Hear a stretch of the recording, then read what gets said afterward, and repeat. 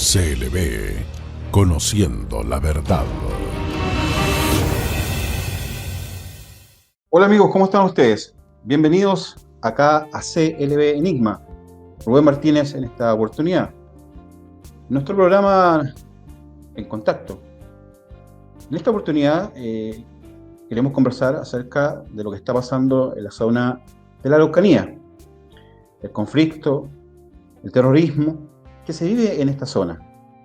Y vamos a contar con un especialista, un abogado, que es nuestro invitado del día de hoy, el cual yo le doy la bienvenida para poder entender de qué se trata este problema, este conflicto en esta zona de la Araucanía. Conmigo está Luis Emilio Maluenda, que es abogado, y le damos la bienvenida a nuestro programa acá en Contacto. Don Luis Emilio. Hola Rubén, mucho gusto de estar en el programa y saludo a todos tus espectadores. Muchas gracias, don Luis Emilio, es un placer tenerlo acá en nuestro programa. Yo hacía la introducción acerca de lo que queremos conversar en esta tarde, don Luis Emilio, que es el problema, el conflicto, y poder contar con su análisis con lo que sucede en realidad en esta zona de nuestro país, don Luis Emilio. Mira, hay que partir por el tema de la pacificación de la Araucanía, que tengo aquí un pequeño resumen para llegar después al presente. Resulta que cuando Chile se independiza de España, se encuentra con el problema que no tenía continuidad territorial, porque la zona entre el río Biobío y el Tolten estaba ocupada por los mapuches, que no dejaban pasar a nadie. Entonces sucede que Chile se interrumpía en Concepción y después continuaba en Valdivia. Y la primera iniciativa para pacificar la Araucanía partió del general Manuel Bulnes en 1834, pero no se llevó a cabo por la guerra contra la Confederación Perú-Boliviana, que se ejecutó entre 1836 y 1839, que terminó con la victoria de Chile en Lima en la batalla de Yungay. Después, fíjate, el año 48, la Cámara de Diputados encomendó a don Antonio Varas el estudio del problema de la reducción de Arauco. Y Varas presentó, digamos, un extenso estudio histórico recomendando la civilización de los indígenas y su incorporación a la República. Después, el año 59, los mapuches redujeron a ceniza el pueblo de Negrete, que era el pueblo más poblado de chilenos, que tenía 1.500 personas. Se llevaron el ganado, arrasaron las cementeras, secuestraron a las mujeres, asesinaron a los hombres, y los pocos que lograron sobrevivir tuvieron que huir hacia el norte. La obra, realizada laboriosamente por el Estado de Chile, con una ardua labor, desapareció en un día. Y esto convenció a los gobiernos que la experiencia de siglos de que mientras los mapuches conservaran su poder militar, la civilización no podía sentar pie en esa zona. Las misiones religiosas, los parlamentos, los castigos, los halagos no habían logrado absolutamente nada. Después, el año 1857, el presidente Manuel Montt designó al coronel Cornelio Saavedra, intendente de Arauco. Y él le entregó un plan al presidente Manuel Montt que tampoco pudo llevarse a efecto, porque justo en 1859 estalló la revolución en contra del presidente Manuel Montt, que ganó finalmente el presidente Manuel Montt. Cuando asumió la presidencia José Joaquín Pérez en el año 1861, llegó un informe que fue determinante en la decisión del gobierno de pacificar la Araucanía.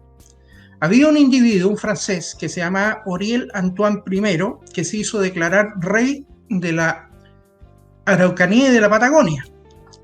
Y este personaje era hombre de confianza del emperador francés Napoleón III, que gobernaba Francia, y esto alarmó este informe, que se lo envió el general en jefe del ejército de la frontera, que este tipo había llegado nuevamente allá, y entonces decidieron actuar, porque el ejemplo de lo que pasó poco después en México fue determinante, cuando Napoleón III instaló a Maximiliano I en México como emperador de México. O sea, era evidente que el siguiente paso era que Francia se metiera y tomara, digamos, el territorio que ocupaban los mapuches, y en el fondo, digamos, podían tomarse tranquilamente a todo el país. Entonces, este señor fue finalmente detenido y expulsado de Chile, el señor Auriel Antoine I. Y ahí fue cuando el gobierno decidió poner en ejecución el plan que había elaborado el coronel Cornelio Saavedra. Entonces él se trasladó con el ejército a la zona de la Araucanía, reconstruyó Negrete, construyó distintas ciudades como Mulchen, Angol, pero nuevamente quedó interrumpido porque en el año 1865 estalló la guerra entre Chile y España. Esa guerra en la cual destruyeron Valparaíso los españoles y destruyeron la flota, pero el almirante William Rebolledo logró derrotarlos en la batalla de Papúo y entonces obtuvo la Covadonga para Chile. Entonces, después de esa guerra, el año 67, el coronel Cornelio Saavedra continuó la pacificación de la Araucanía. Pero él lo hizo, fíjate, no en forma violenta, lo hizo llegando a acuerdos con los mapuches que habitaban en la zona central de la Araucanía y en la zona costera, lo que implicó que no hubiera muertos. Sin embargo, en la alta frontera, o sea, en la parte cordillerana, hubo violentos enfrentamientos entre los mapuches y el ejército del general José Manuel Pinto. Esta guerra nuevamente hizo que volviera a Chile este señor Oriel Antoine I, pero en ese momento Coronel Saavedra le puso precio a su cabeza y entonces el tipo huyó a Francia. Finalmente Pérez suspendió, fíjate tú, la pacificación, porque era un hombre muy dubitativo, José Joaquín Pérez Mascayano, y en plena guerra del Pacífico, el 81, hubo un nuevo levantamiento mapuche que arrasó con todas las ciudades que había construido Chile en esos años bajo, digamos, el mando de Saavedra.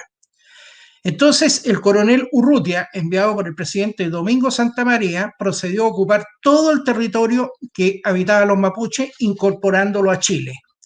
Y en ese momento, una lucha que había durado más de 3 siglos y medio, se terminó. Y él escribió una carta diciendo: mi delirio al presente es el ferrocarril de la Araucanía, porque no podía haber ferrocarril en esa zona.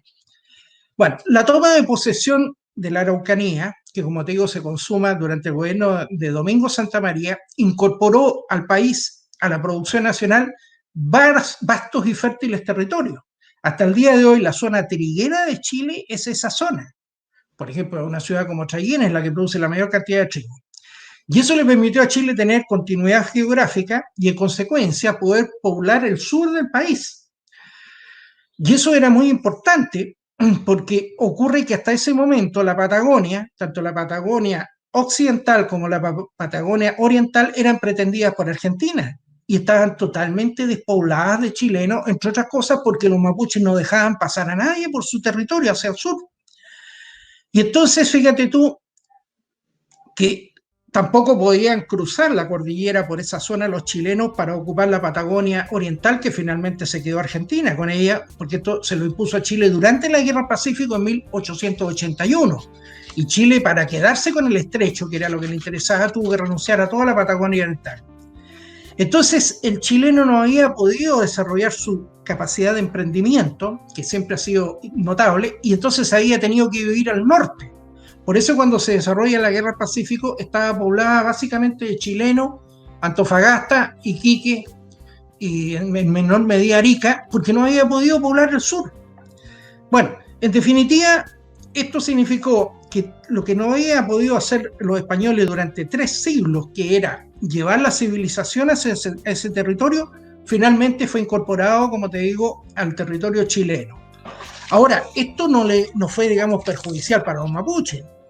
Fíjate que, en primer lugar, los mapuches son todos mestizos hoy por hoy. No existe, digamos, el mapuche químicamente puro. Son tan mestizos como somos la mayoría de los chilenos. Así que no se puede, digamos, hacer una distinción étnica.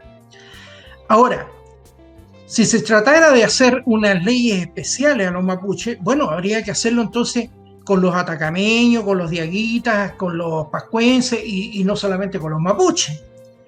Y la pregunta que se hace el historiador Villalobos es: ¿quién está en deuda con él? Fíjate tú que ya en la época de la conquista, los araucanos comenzaron a recibir beneficios materiales y espirituales de una civilización superior. Y después, porque los mapuches siguieron sacrificando niños, o sea, era una cultura absolutamente de la época de la Edad de Piedra. Y luego, fíjate tú, con la incorporación definitiva de la Araucanía a Chile, ¿qué es lo que significó? Que los nativos de la Araucanía y sus descendientes recibieron caminos, puentes, vías férreas, puertos, escuelas, hospitales, todo financiado por el gobierno. La educación básica, media, técnica y universitaria se desarrollaron plenamente para que ellos pudieran estudiar. Se crearon organismos administrativos, militares, policiales, hospitales, policlínicos que no habrían podido construirse si eso hubiera continuado, digamos, en la prehistoria. Correcto. Hubo un desarrollo. Sí, y las municipalidades también ayudaron muchísimo en esto. Entonces, fíjate tú que los descendientes de los araucanos se desempeñan hoy en Chile, el 36% vive en Santiago y muy poco vive en la Araucanía, en toda clase de oficios. Son empleados fiscales de empresas privadas, tienen título universitario, algunos han sido jefes de servicio, parlamentarios, ministros de Estado, hasta el día de hoy, digamos, Buenchumilla, por ejemplo, y algunos han estudiado al extranjero. Entonces, como te digo, ¿quién le debe a quién? Y acá se desconoce la realidad que los mapuches son mestizos y el 86% vive en ciudades, principalmente en Santiago, y solamente el 16% sabe el mapudungún. Entonces, querer reescribir la historia es un poquito, digamos, forzar los hechos de pretender que existe como una cultura muy elaborada, muy avanzada, que no era así, porque nunca salieron de la edad de piedra ni del estado tribal, no fueron como, por ejemplo, como los incas. Voy a terminar diciendo, los mapuches pelearon por los españoles en la Guerra de la Independencia, lo cual generó un tremendo debilitamiento y pérdidas de sangre y de vida humana chilena para que Chile obtuviera la independencia y le diera la independencia a Perú, porque Chile libertó a Perú. Después, fíjate, en 1825 fueron invitados por los indios tehuelches de Argentina y luego de que los recibieron, ellos asesinaron a sus líderes y desde ese momento se instalaron en Argentina. Ahí ejecutaban malones, que era robo e incendio de ciudades y rapto de mujeres. Y las cabezas de ganado que se robaban las traían a Chile. En un solo rescate, Juan Manuel Rosas, el dictador argentino, salvó a 500 mujeres blancas que las tenían secuestradas. Durante la Guerra del Pacífico, Chile nunca pudo emplear el 100% del ejército porque tuvo que mantener una división en el sur para evitar que los mapuches o los argentinos le dieran una puñalada por la espalda. Y como te digo, el último niño que sacrificaron los mapuches fue en una época tan reciente como 1960. Y quiero decir que los mapuches nunca constituyeron un estado ni una civilización, solamente fueron una cultura, y entonces ellos no salieron de la edad de piedra ni el estado tribal. Y fue justamente Chile el que los incorporó a la civilización occidental. Así que eso es más o menos el cuadro. Bueno, me parece fantástico su análisis, don Luis Emilio. Esto concretamente parte entonces por una disputa de territorio. Territorios que son legalmente obtenidos por los estados chilenos, que incorporan a esta etnia mapuche a ser parte también de este gobierno. Ahora, el problema se centra en la disputa de territorios o la disputa es por parte de los empresarios que comienzan a tomar parte de estos territorios. ¿A dónde comienza el conflicto? No, mira, el tema es muy claro. Por ejemplo, el amigo Piñera, que es campeón para las cortinas de humo, y bueno, también lo hizo la Bachelet, pretenden resolver el problema mapuche con asistencialismo del Estado. Y resulta que los mapuches lo que pretenden es nada más y nada menos que constituir un Estado al interior de Chile. O sea, es un problema de tierras, no de pobreza ni de recursos económicos. Y en ese sentido hay que decir que los mapuches, al igual que todas las culturas indoamericanas, ellos provienen del Asia.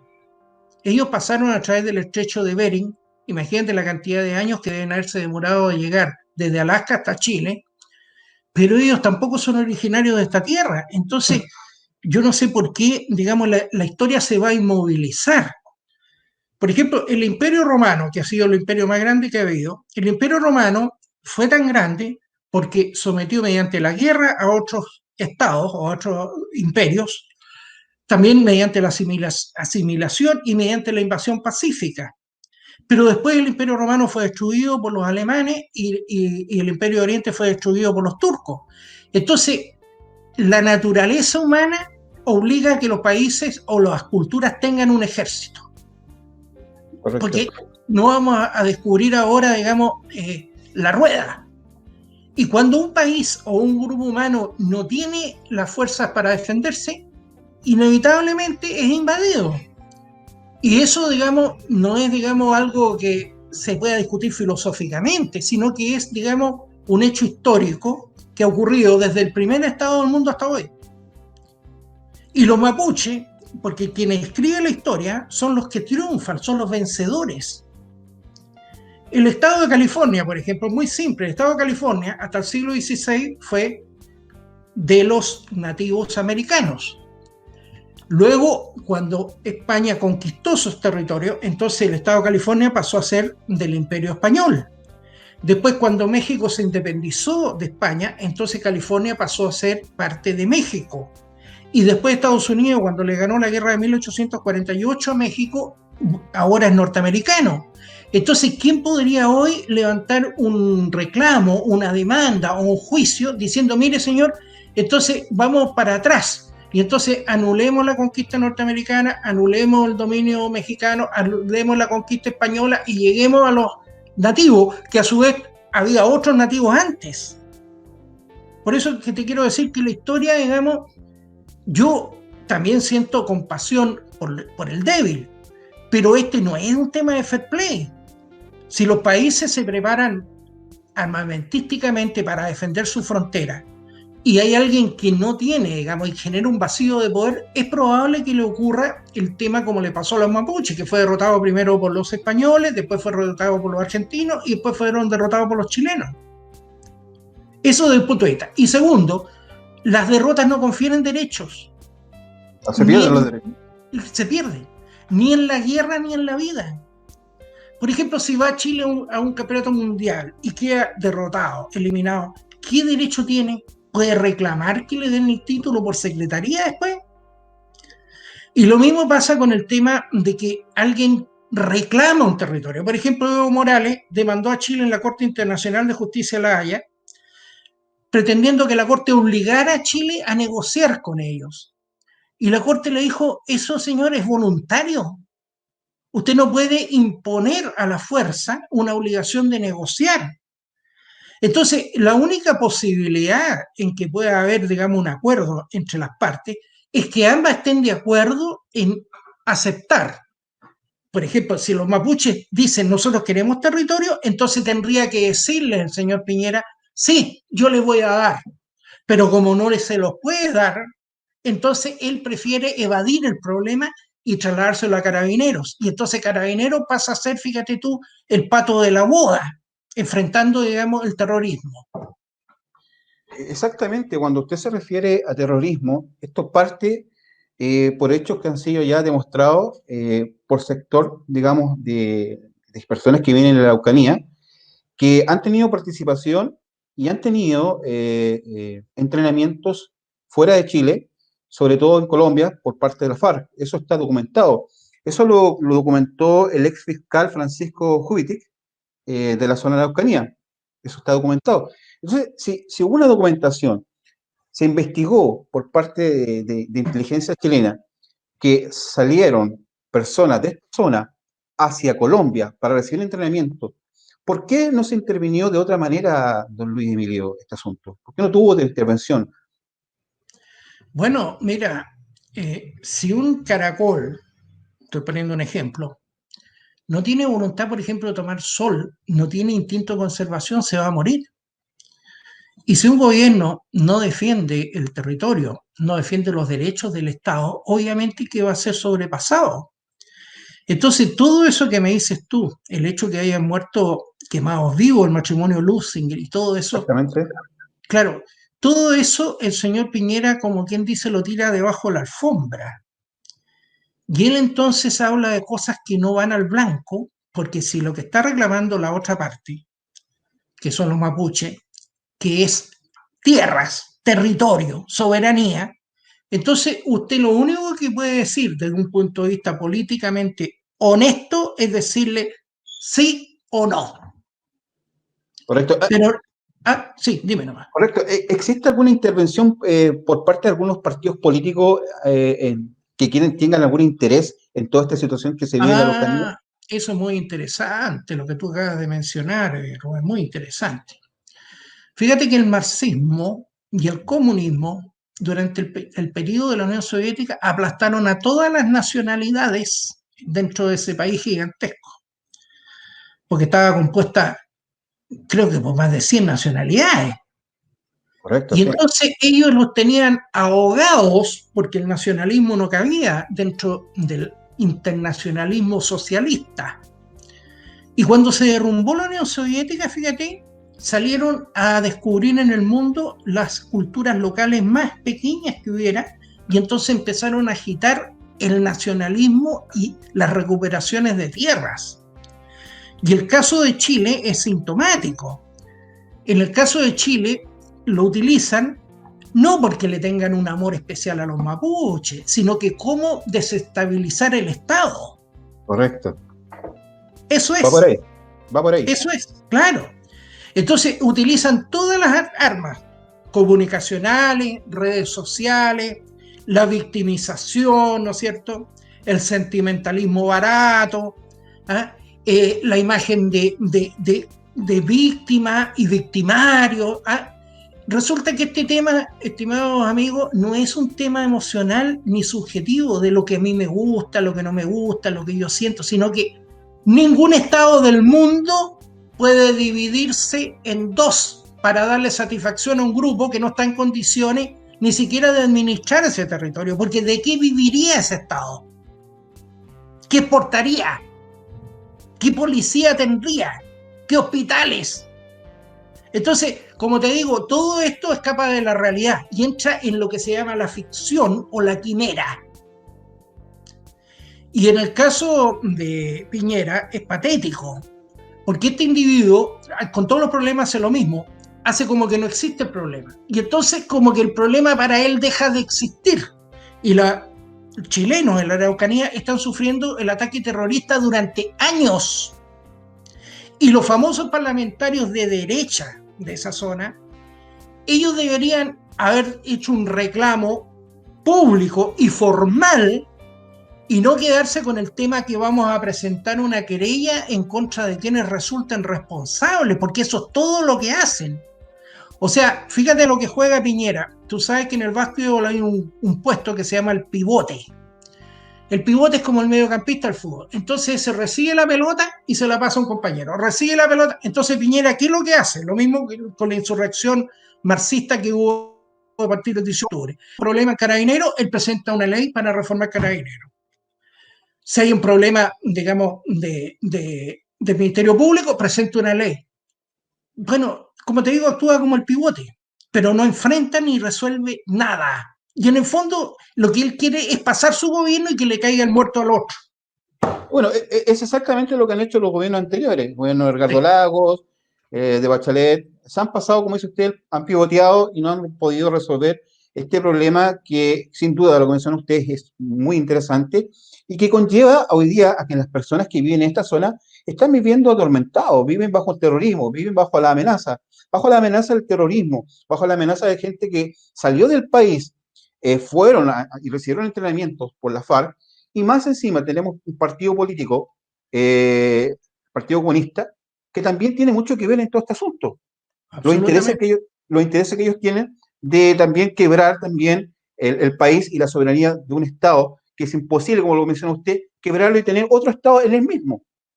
Lo han Don, hecho toda la vida, Rubén. Eso te lo puedo asegurar. don Luis, Por ejemplo, el Partido Comunista fue fundado en 1922 y durante toda su historia se ha agarrado de cualquier manifestación, reclamo, protesta, marcha, huelga para incentivarla a fin de llevar a cabo su plan maestro, que es hacer la revolución. Entonces, cualquier camino le sirve. Y el caso de la Araucanía es un caso, digamos, de cinismo político, porque tú comprenderás, no hay ningún estado en el mundo que por una serie de reclamos de carácter comunicacional o de quema de buses o de quema de maquinaria o de ataque de esa manera, le vaya a decir, tome señores, aquí está el territorio, se lo entregamos. ¿Qué es lo que obtendrías tú? ¿Obtendrías la paz o irían por más? no, yo iría por más, Ah, obviamente. Obviamente. Eso es lo que yo creo que es el proyecto que ellos tienen. Existe entonces elementos que nos demuestran que hay guerrillas en esta zona. Carabineros, como dijo usted, está en medio de todo este asunto. Hubieron casos en los que hemos visto acerca de la prensa en el actual Carabineros fue cuestionado, pero hubo manipulación, creo, también dentro de todo estos asuntos en el actual de Carabineros. Yo no sé, ¿cómo lo puede ver usted? ¿Cree que No, existió mira, una... por supuesto que hubo, digamos, actos ilegales como fue esa operación Huracán y otras más, pero yo me pongo en el lugar de Carabinero y es atroz. Tú no puedes entrar a una guerra o a un conflicto si no vas a ganarlo, si no te dan las armas para que tú ganes. Entonces es mejor que no entres a ese conflicto. Es como lo que le pasó a Estados Unidos en la guerra de Vietnam, que nunca hizo lo necesario que tenía que hacer para ganarla y terminó perdiéndola. Entonces, esto es como mantener, digamos, a un enfermo que está en una UCI y entonces no se muere, pero tampoco lo recuperan. ¿Ah? Y en el caso del tema de la Araucanía, eso perfectamente podría resolverse si fuera una decisión, pero para eso hay que tener coraje moral, de decir, vamos a derrotar al terrorismo. Cuando usted menciona, vamos a derrotar el terrorismo, ¿sería necesaria la intervención militar en esa zona? Si es necesario, por supuesto que sí, pues. Por supuesto que sí, pues. Ahora, que el señor Piñera tenga miedo de que lo procese la Corte Penal Internacional, bueno, entonces él debería abdicar a la presidencia de la República, porque el primer valiente que tiene que haber para defender los derechos de un país o los intereses del país es el presidente, pues. ¿La Constitución también lo respalda? En el ¿En qué caso de que, sentido? en el caso de que él quisiera realmente enviar militares a esa zona, Bueno, basta que declare los estados de emergencia que están en la Constitución, pues. Entonces, cuando declara estado de emergencia, asume como jefe de plaza un militar, ¿no es cierto? Se establece toque de queda, se establecen ciertas restricciones, no puede haber manifestaciones públicas, qué sé yo, y entonces se realiza, digamos, el trabajo propio de inteligencia y el trabajo propio de terreno para sencillamente llegar a poner fin a esa insurrección. Pero si usted la mantiene, digamos, como quien está en un laboratorio creando un protozoo y lo está manteniendo vivo ahí, pero sin que se desarrolle, pero está siempre, digamos, alimentándolo, bueno, eso en algún momento va a explotar. Y si no explota, de todas maneras causa un daño irreparable para la seguridad de las personas, para las inversiones, para el comercio, para la estabilidad. Todo eso está siendo afectado día a día. ¿a quién le teme, cree usted, Sebastián Piñera, a Ah, poder intervenir? mira, Sebastián Piñera es un individuo que él quiere crearse una imagen y entonces él está preocupado más de su imagen que de defender el país.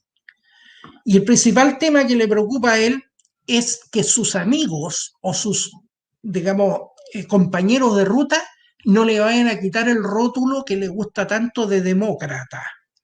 Entonces, la palabra demócrata, que significa en el fondo gobierno del pueblo, él la entiende de otra manera. Él la entiende como una especie de incapacidad de actuar haciendo valer la mano militar del Estado. Y todo eso ya lo conocimos con Eduardo Frei Montalva, por ejemplo, que dejó que se fundara el MIR bajo su gobierno, ¿no es cierto? Que permitió que el Partido Socialista, fíjate tú, se declarara por la lucha armada, o sea, se declaró grupo armado de combate durante el gobierno de ese señor y él no presentó una querella por la ley de seguridad del Estado. Entonces, como te digo, con eso ellos obtienen muchos beneficios, son recibidos en foros internacionales, son felicitados como demócratas hasta las últimas consecuencias, y todo eso se hace a costa de quién? En este caso, de los ciudadanos que viven en la Araucanía, que quedan en la indefensión. Don Luis Emilio, ¿cuál es la salida? ¿Qué salida tiene este conflicto? ¿Cuál podría ser?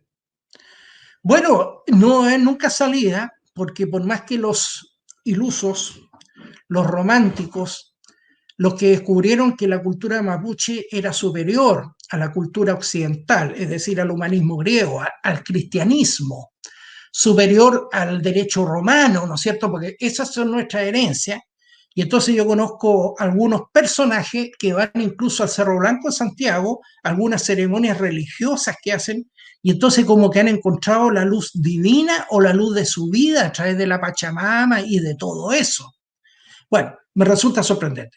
Entonces, el tema no es lo que yo quiero o lo que me gusta o lo que yo deseo, sino que ningún país, salvo que quiera suicidarse, puede permitir la constitución de un Estado al interior de sus fronteras y sin haber hecho lo que tenía que hacer, que es defender la identidad, la integridad territorial del país.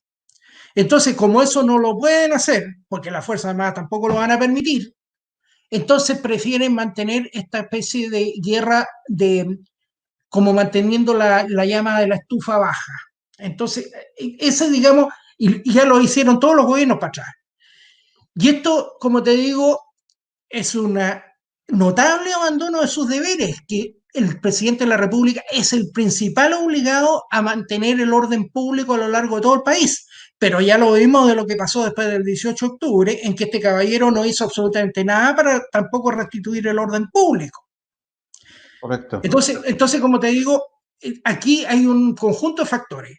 Hay hipocresía, hay cobardía, hay acomodación a las circunstancias, hay afán de mantener una imagen, etcétera. Ahí está la explicación.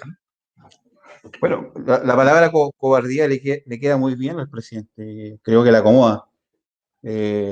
Cobardía moral y política, pues. Exactamente.